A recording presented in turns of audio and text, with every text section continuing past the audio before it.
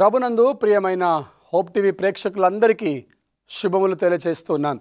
ప్రియులారా, దేవుని చిత్తము జరిగించుట అనే ఈ శీర్షికలో ప్రభు మనతో అనేక విషయాలు మాట్లాడుతూ దేవుని చిత్తాన్ని జరిగించటానికి మనలందరినీ కూడా ఆహ్వానిస్తూ ఉన్నాడు. ఈ కడవరి కాలంలో జీవిస్తున్న మనందరము కూడా ఆయన చిత్తమేంటో గ్రహించి ఆయన చిత్తాన్ని జరిగించటానికి వాక్యము ద్వారా మనల్ని మనము ప్రేరేపించుకొని వాక్యము ద్వారా మనము సిద్ధపరచుకొని ఆయన రాకడలో ఎత్తబడినట్లుగా ఆయన రాజ్యంలో ప్రవేశించినట్లుగా చక్కటి అవకాశమును ఈ కార్యక్రమం ద్వారా ఆయన మనకు అనుగ్రహిస్తూ ఉన్నాడు. రండి, కలిసి దేవుని వాక్యాన్ని చదువుకుందాం, విశ్వాసములో బలపరచబడదాం, వాక్యములో ఎదుగుదాం, ఆయన చిత్తాన్ని గ్రహించుదాం, ఆయన చిత్తాన్ని నెరవేర్చుదాం. నేటి దినము మన ధ్యానాంశమును గ్రహించినట్లయితే ఆదికాండము 2వ అధ్యాయము 17వ వచనమును చదువుతున్నాను. ఆదికాండము 2వ అధ్యాయము 17వ వచనం. అయితే మంచి చెడ్డల తెలువునిచ్చు వృక్ష ఫలములను తినకూడదు, నీవు వాటిని తిను దినమున నిశ్చయముగా చచ్చెదవని నరునికి ఆజ్ఞాపించెను. ప్రియ సహోదరి సహోదరులారా, ఈ యొక్క మాటను మనము చదువుతున్నప్పుడు మొట్టమొదటిగా మన పితరుడైనటువంటి ఆదాముతో దేవుడు చేసినటువంటి ఒక నిబంధన, ఒక ఆజ్ఞ, ఒక కట్టడ, మానవుడైన ఆదాముకు దేవుడిచ్చినటువంటి ఒక ఆజ్ఞ. ఆ ఆజ్ఞ ఏంటంటే, మంచి చెడ్డల తెలివునిచ్చు వృక్ష ఫలములను నీవు తినకూడదు, ఒకవేళ తిన్నట్లయితే నిశ్చయముగా చచ్చెదవని ఆజ్ఞాపించాడు. ఇది దేవుడు మానవుడికి ఇచ్చినటువంటి ఆజ్ఞ. మనందరికీ తెలుసు, సృష్టి కార్యములో ఆయన 6వ దినమున మానవుని తయారు చేశాడు, తన స్వారూప్యములో తయారు చేసుకున్నాడు. తన యొక్క రూపాన్ని మానవుడికి ఇచ్చి నాసికారంధ్రములో జీవాయువును ఊది నరుని తయారు చేసినటువంటి రీతి మనందరము తెలుసుకొని ఉన్నాం ప్రియులారా. అయితే ఆ మానవుడికి ఏదేని తోటలో ఎంతో అద్భుతముగా, సంతోషముగా, ఆనందముతో జీవించటానికి ఆయన అవకాశాన్ని అనుగ్రహించి ఉన్నాడు. ప్రతిరోజు దేవుడు ఆదామవ్వలతో మాట్లాడేవాడు, వారితో కలిసి ఉండేవాడు. అలాంటి సహవాసములో ఉన్నటువంటి వీరిని దేవుడు ఒక ఆజ్ఞ ఇచ్చి ఉన్నాడు.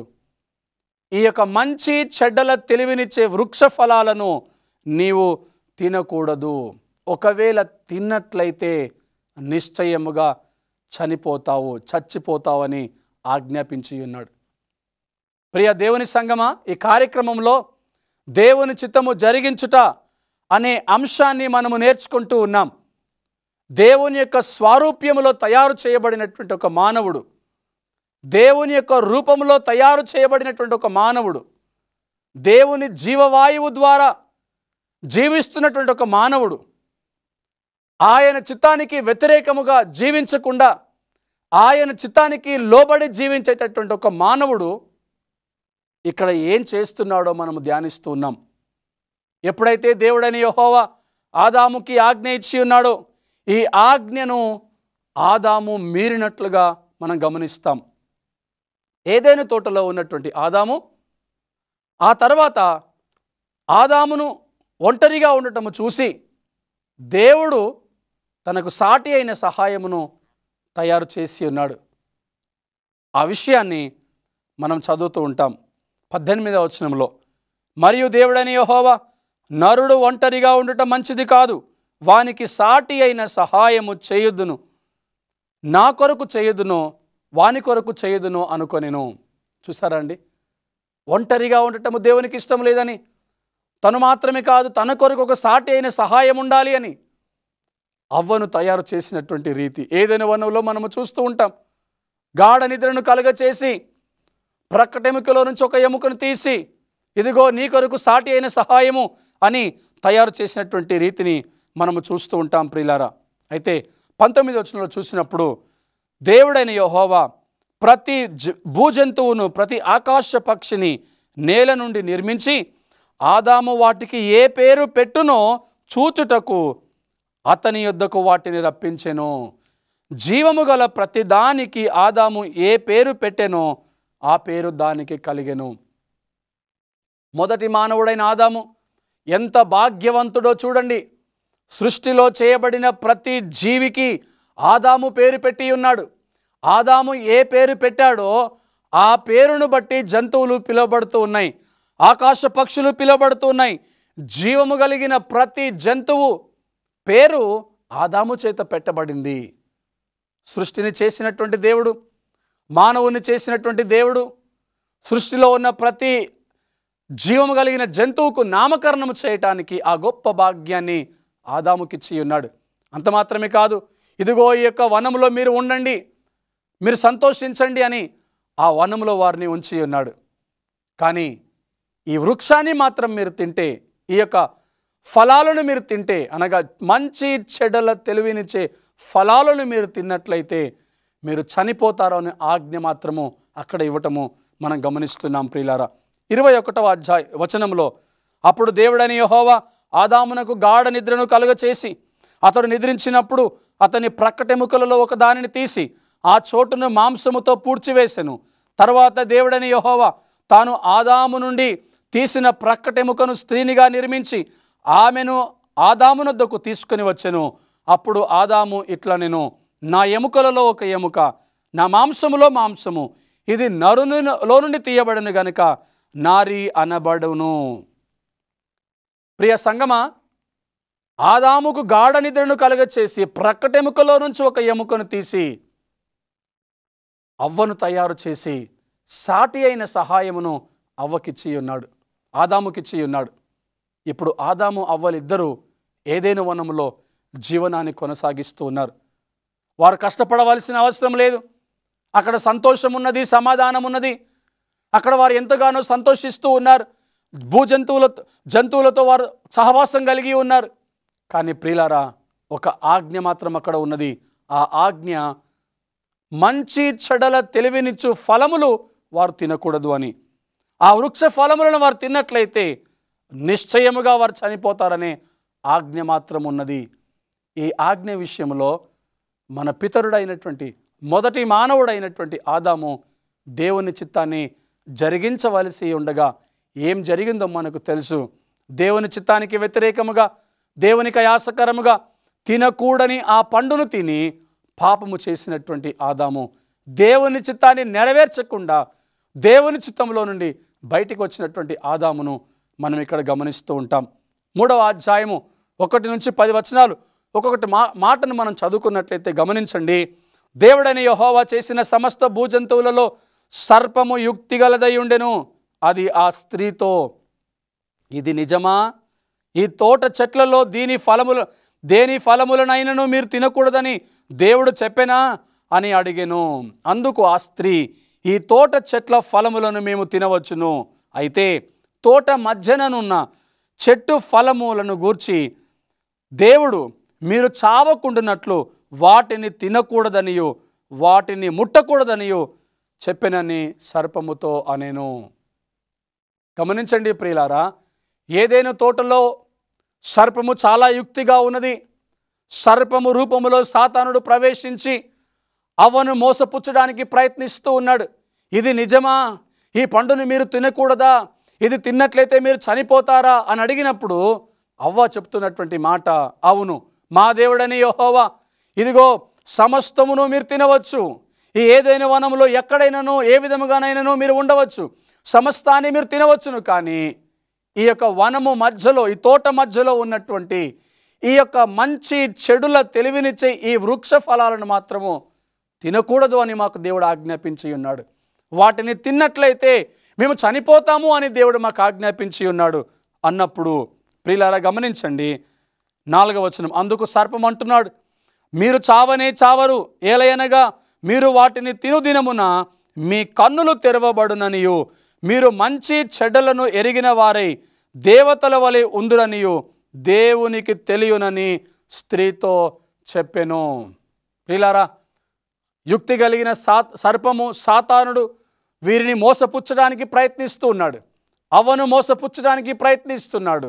ఇది నిజము కాదు, ఇదిగో మీరు ఈ యొక్క వృక్ష ఫలములను తిన్నట్లయితే మీ కన్నులు తెరవబడతాయి, మీరు దేవదూతల వలె ఉంటారు అని అలంకార ప్రాయముగా మాట్లాడుతూ, రుచిగా మాట్లాడుతూ, చాలా అందముగా ప్రేమతో మాట్లాడుతూ అవ్వను పాపములోనికి నెట్టివేయడానికి ప్రయత్నిస్తూ ఉండగా, ప్రియులారా, అవ్వ మోసపూరితమైనటువంటి మాటలకు లోబడి, మోసపూరితమైన మాటలకు మోసపోయి తినకూడని ఆ వృక్ష ఫలములను తిని ఉన్నది.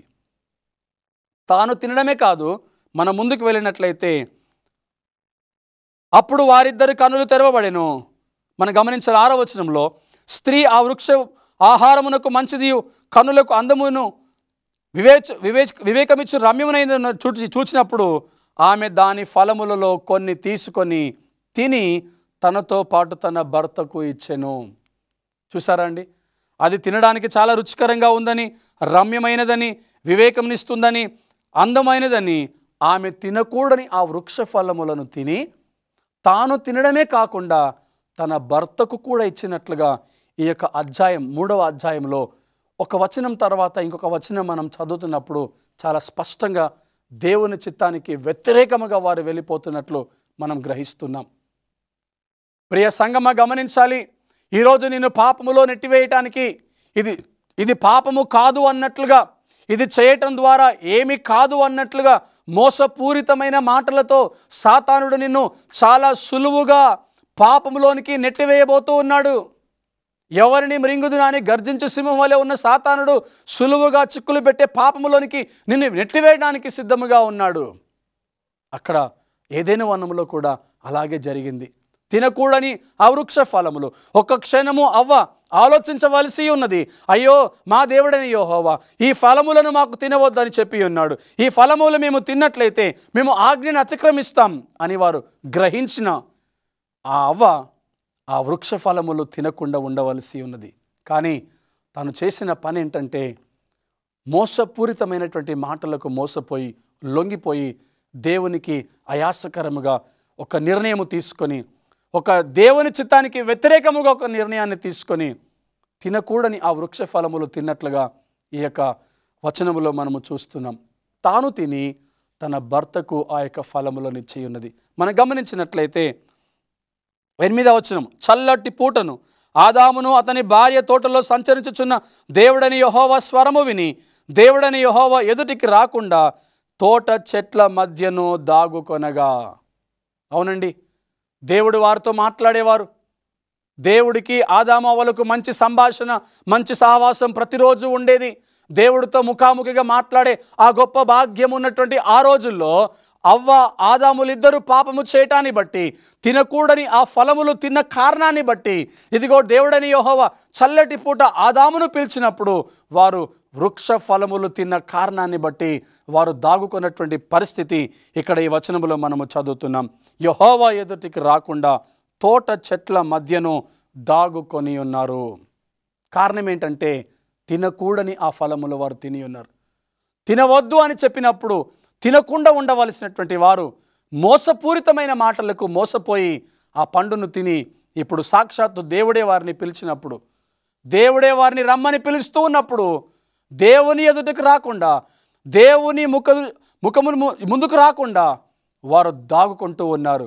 వారు తోట చెట్ల మధ్యలోనికి వెళ్ళిపోతూ ఉన్నారు. దాగుకునే పరిస్థితి వచ్చింది. ప్రియులారా, ఈ రోజున ఈ పరిస్థితి మన జీవితంలో కూడా ఉన్నదేమో ఒకసారి మనం ఆలోచించాలి. ఆదామా, నువ్వు ఎక్కడ ఉన్నావని అడిగినప్పుడు, అయ్యా నీ ఆజ్ఞను మీరి ఇదిగో నేను తోట చెట్ల మధ్య నేను దాగుకొని ఉన్నాను అని మరి యొక్క వచనంలో ఈ మాట మాట్లాడుతున్నట్లు మనం చూస్తున్నాం. 1 యోహాను 3వ అధ్యాయము 4వ వచనాన్ని మనం చదువుకుందాం. 1 యోహాను 3వ అధ్యాయము 4వ వచనం చదువుకున్నప్పుడు అక్కడ ఆజ్ఞ యొక్క అతిక్రమం ఎలా ఉంటుంది. 4వ వచనం, పాపము చేయు ప్రతివాడును ఆజ్ఞను అతిక్రమించును, ఆజ్ఞ అతిక్రమమే పాపము. అవును ప్రియులారా, పాపము చేయు ప్రతివాడు ఆజ్ఞను అతిక్రమిస్తూ ఉన్నాడు. ఇక్కడ ఆదాము అవ్వలు కూడా పాపము చేస్తూ ఉన్నారు. ఏమిటి ఆ పాపము అంటే, తోటలో ఉన్న ప్రతి ఫలమును మీరు తినవచ్చు, కానీ తోట మధ్యలో ఉన్నటువంటి ఈ వృక్ష ఫలములు మీరు తినకూడదు అని చెప్పిన ఆ దేవుని ఆజ్ఞను వారు మీరటానికి పాపము చేస్తున్నారు. పాపము చేసే ప్రతి వాడు ఆజ్ఞను అతిక్రమిస్తున్నాడు. ఆజ్ఞ అతిక్రమమే పాపమని దేవుని యొక్క వాక్యము ఇక్కడ సెలవిస్తూ ఉన్నట్లుగా 1 యోహాను 3వ అధ్యాయము 4వ వచనంలో మనము చదువుతూ ఉన్నాం ప్రియులారా.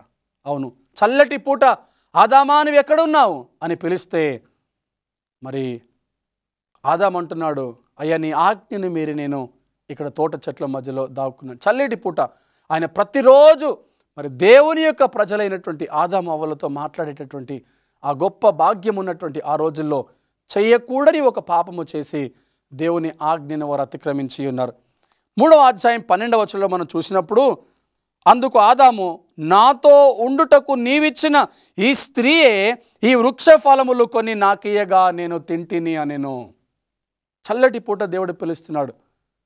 ఆ సమయంలో ఆదాము చెప్తున్నటువంటి మాట, అయ్య నీది ఆజ్ఞ మీరి సయ్యని నాది, కొయ్యరాని పండు కోసి కొన్ని భుజించి మరికొన్ని చెబుని అయ్యరో నాకీయగను రయముగా దిగమింగి తిని దిగంబరిగన్.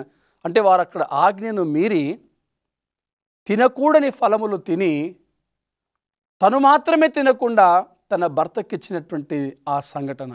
అప్పుడు ఆదాము చెప్తున్నటువంటి మాట, ఏ స్త్రీనైతే నువ్వు నాకు ఇచ్చి ఉన్నావో, 12వ వచనంలో సాకులు చెబుతున్నాడు ఆదాము, నీవు తినకూడదు అని చెప్పినటువంటి ఈ పండును ఈ స్త్రీ తిని అందులో కొన్ని నాకు ఇచ్చి ఉండగా నేను కూడా దానిని తింటిని అని ఒక సాకు చెబుతున్నాడు ఆదాము. ఆ తర్వాత ఏమిటి నువ్వెందుకు తిన్నావు అని అవ్వని అడిగినప్పుడు అవ్వేం చెప్తున్నదంటే చూడండి, అప్పుడు దేవుడని యెహోవా స్త్రీతో, నీవు చేసినది ఏమిటని అడగగా ఆ స్త్రీ, సర్పము నన్ను మోసపుచ్చినందున తింటిన నేను. చూసారా ప్రియులారా, ఈ యొక్క సర్పము యుక్తిగలది గనుక మోసపుచ్చింది. ఎందుకు అంటే, ఎవరిని మృంగుదునా అని గర్జించు సింహం వలె ఎదురు చూస్తున్న సాతానుడు, ఎవరిని మోసము చేయదునా అని ఎదురు చూస్తున్న సాతానుడు, ఇదిగో మన ఆది మానవులు పితరులైనటువంటి ఆదాము అవ్వలను మోసపూరితమైన మాటల చేత పాపములోనికి నెట్టివేశాడు. అందుకే అవ్వ అంటుంది, ఇదిగో సర్పము నన్ను మోసపుచ్చింది గనుక నేను తింటిని, నా కన్నులు తెరవబడతాయి, దేవదూతల వలె ఉంటారు అని చెప్పిన ఆ మోసపూరితమైన మాటలకు నేను లొంగిపోయి తినకూడని ఫలములు నేను తిని ఉన్నాను. అప్పుడు దేవుడు 14వ వచనంలో చూసినప్పుడు, అందుకు దేవుడని యెహోవా సర్పముతో, నీవు దీన్ని చేసినందున పశువులన్నిటిలోనూ భూజంతువులన్నిటిలోనూ నీవు శపించబడిన దానివై నీ కడుపుతో ప్రాకుచు నీవు బ్రతుకు దినములన్నీ మన్ను తిందువు. సర్పము ఈ రీతిగా శాపమును పొందుకొని ఉన్నది.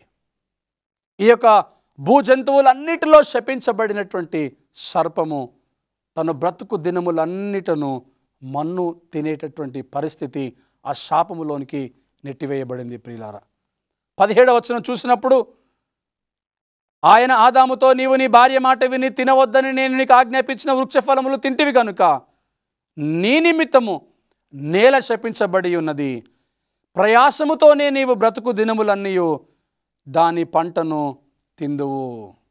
చూసారా అండి, భూమి శపించబడింది. ఎవరి వల్ల? ఒక మానవుడు వల్ల. మానవుని యొక్క అవిధేయతను బట్టి భూమి శపించబడింది. కారణం ఏంటంటే, దేవుని చిత్తాన్ని జరిగించవలసినటువంటి మానవుడు, దేవుని చిత్తానికి లోబడి ఆ యొక్క వనములో సంతోషించవలసినటువంటి మానవుడు, ఫలించవలసినటువంటి మానవుడు, ఆశీర్వదించబడవలసినటువంటి మానవుడు.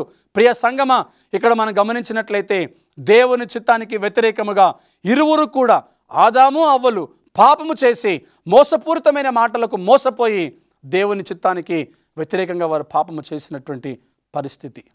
అందుకని వారిని బట్టి భూమి శపించబడి ఉన్నది. అందుకని వారు బ్రతుకు దినములన్నిటను ప్రయాసముతోనే బ్రతుకుతారు, దాని పంటను తింటారు.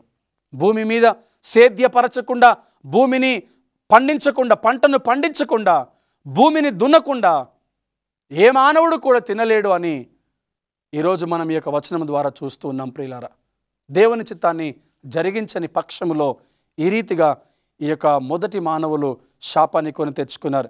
17వ వచనంలో ఆ మాటను మనము చదువుతున్నాం. 20వ వచనం గమనించినట్లయితే ఆదాము తన భార్యకు హవ్వ అని పేరు పెట్టెను, ఏలయనగా ఆమె జీవము గల ప్రతి వానికిని తల్లిగా ఉంటుంది కాబట్టి.